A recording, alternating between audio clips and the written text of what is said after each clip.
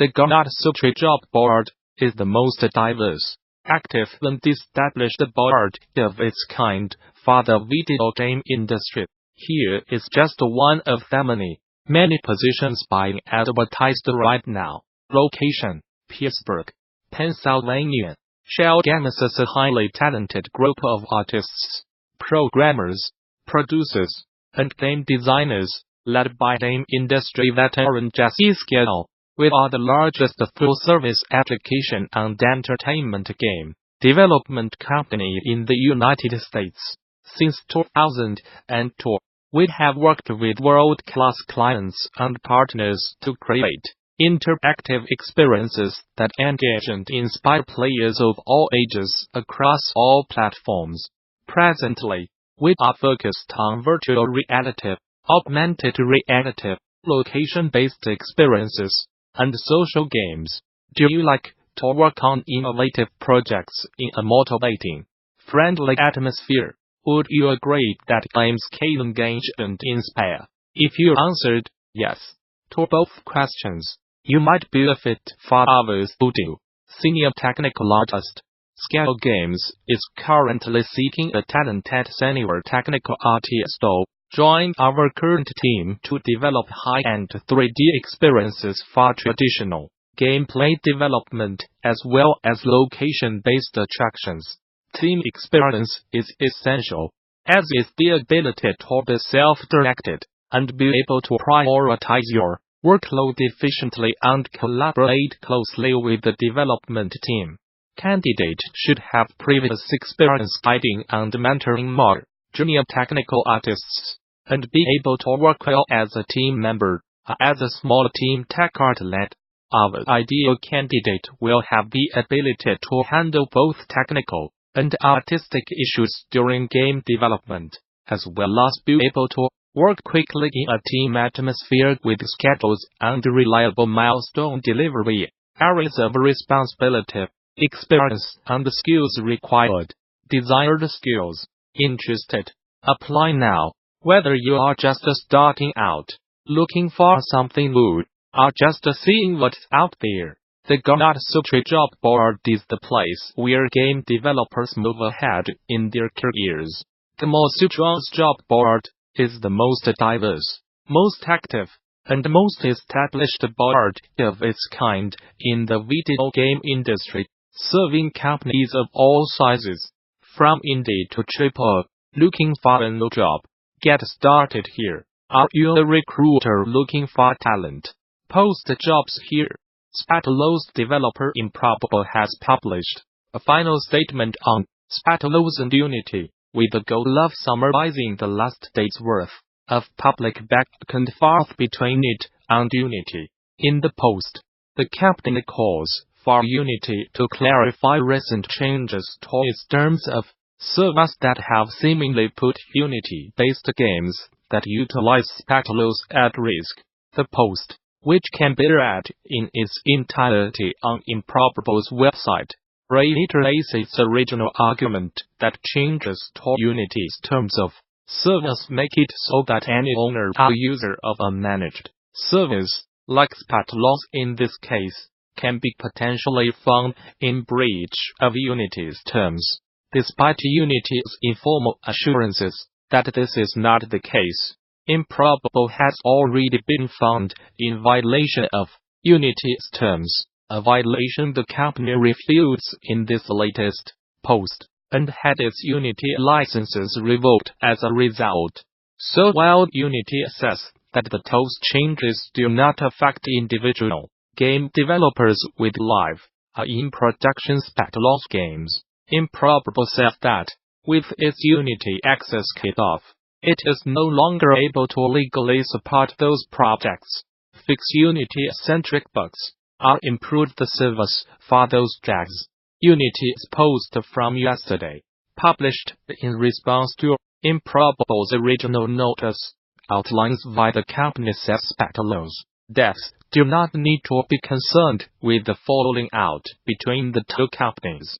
But, as Improbable argues now, the actual text of the tools offers none of those same assurances. Unity has In an update to that post, said it is currently working to make its tools clearer. Currently, the lack of clarity in the terms of service for Unity and the ambiguity created by their subsequent statements places this and developers in a difficult situation. Says Improbable. We urgently need clarity in order to move forward.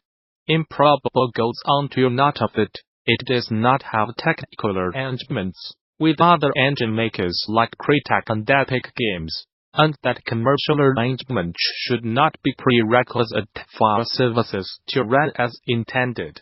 Our preference would be that Unity simply adopts industry standard practice and allows platforms to host the engine as was the case before the change in terms of service.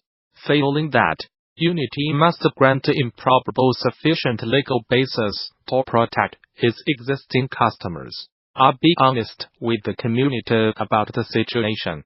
Meanwhile, Improbable has teamed up with Epic Games to open a $25 million fund dedicated to helping those developers left in limbo by the new engine and service incompatibilities introduced by the Unity Improbable, following out migrate from Unity to Unreal Engine.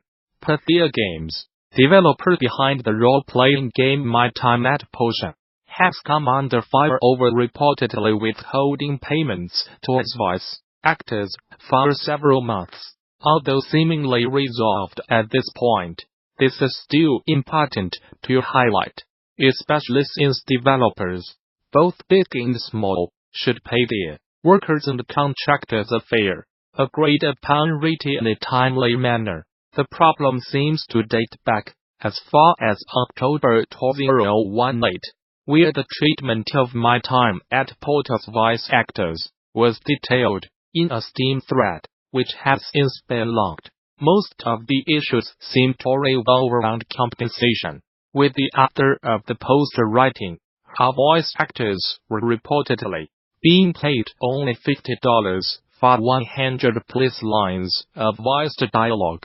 A handful of voice actors took to Twitter to express their dismay over how Pathia Games has handled the situation thus far. As of January 19th, My Time at Potion is at number 1 in the Steam Global Top Sellers list, leading men to wonder if the sales from those copies sold are finally being used to pay contractors.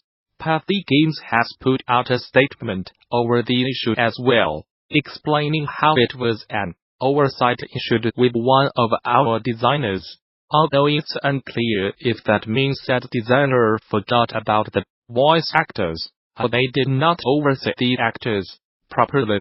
Cannot write that long comment here on Twitter, so please see the content in the picture below. For the voice acting issue, we are facing MYTIMEATPORT at Epic, Twitter, Gamasutra, between Clash of Clans and Clash Royale folks at Finnish Game Dev. Supercell have proved they have got serious game design chops, and at this year's Game Developers Conference you will get to see how they have built their latest hit. Notably, Supercell designer Antti Sumla will be giving at Zentract.com, designing 2 testicles 3 times over, the case of Brawl Stars. That's all about how Brawl Stars was born and optimized for success, with controls much more demanding than those in previous Supercell games. A lot of design and prototyping effort was put into making Brawl Stars as simple and as well suited for mobile touchscreen devices as possible. At the same time, a very small team, with only a handful of developers needed to design a long-term player progression system that would be a good match for the team's limited content creation capacity.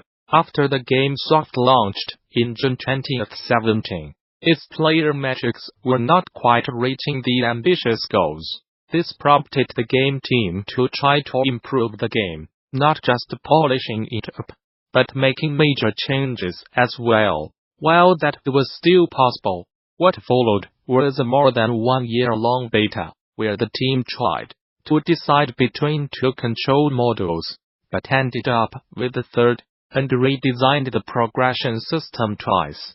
Both fundamental core aspects of the game. This session will present the different controls and progression solutions, and based on metrics, argue that they were all good designs and any one of these 6 iterations of core elements could have worked. Further details on this talk and many more are available now on THEGDC 2019 session scheduler.